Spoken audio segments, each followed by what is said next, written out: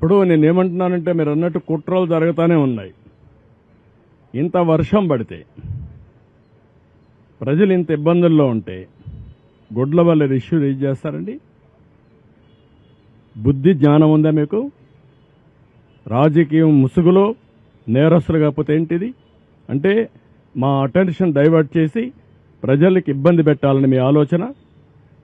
ఇప్పుడు కూడా మీరు అన్నారు ఆ బోర్డ్స్ వచ్చాయి, ఎక్కడి నుంచి వచ్చా కూడా ఇన్వెస్టిగేషన్ చేస్తాం, ఎందుకు వచ్చా కూడా ఇన్వెస్టిగేషన్ చేస్తాం.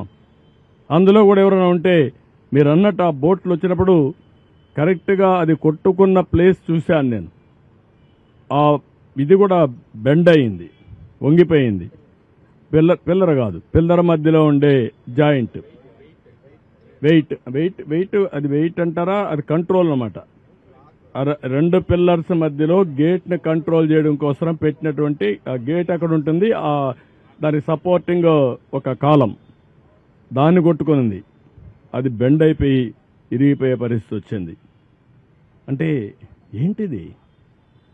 ఎప్పుడు చరిత్రలో జరగల ఇలాంటివన్నీ జరుగుతున్నాయి.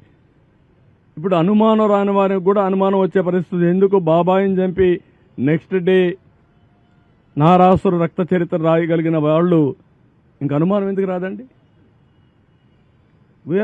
Now I'm forced to suspect. ప్రతి ఒక్క ఈవెంట్ చూడండి, పాయిజన్ హాస్టల్స్లో ఏంటివన్నీ 1-4 సార్లు చెప్తున్నాను. ఇంక అందరిపైన నేను మా వాళ్ళపైన యాక్షన్ తీసుకోండి. ఎందుకంటే ఎక్స్ట్రా కేర్ఫుల్గా ఉండవలసిన బాధ్యత అధికార యంత్రాంగం పైన ఉంది. ఒకటి జరగకుండా చూసుకోవాలి, ఇలాంటి దుర్మార్గుల నుంచి కాపాడుకుంటూ ముందుకు పోవాలి, విజిలెంట్గా ఉండాలి. అది కూడా పెట్టాను. ఇప్పుడు అది కూడా అవేర్నెస్ తీసుకొస్తాం. నేను ఎవరు తప్పు జరిగినా, ఏ క్వార్టర్లో తప్పు జరిగినా బాధ్యత మీదే గుర్తుపెట్టుకోండి.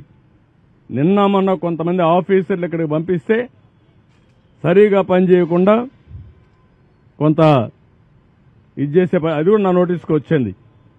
I'm very clear, we are all here. ప్రజాధనాన్ని మనకు శాలరీస్ ఇస్తున్నారు, public tax payers money. We are here to do job. అంతేగాని ఇంకొక మాట ఎవరైనా మాట్లాడితే మాత్రం చాలా సీరియస్గా ఉంటుంది.